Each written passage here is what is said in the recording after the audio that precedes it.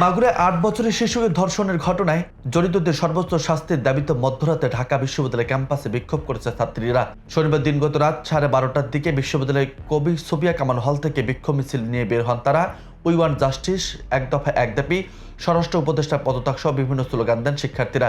এ সময় তুমি কে আমি কে আসিয়া আসিয়া স্লোগানে উত্তাল হয়ে ওঠে ঢাবি ক্যাম্পাস। ক্যাম্পাসে মিছিল বের হলে পরে একে একে অন্য হলগুলোর শিক্ষার্থীরা যোগ দেন।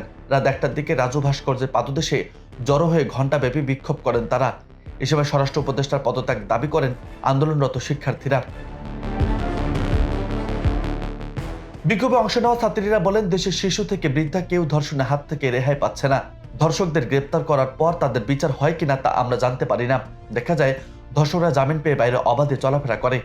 ধর্ষকদের শাস্তি সংবিধানে লিপিবদ্ধ থাকলেও তা বাস্তবায়ন হতে দেখি না। এই অবস্থা থেকে উত্তরণের আইন সংশোধন সহ প্রয়োজনীয় পদক্ষেপ নিতে হবে।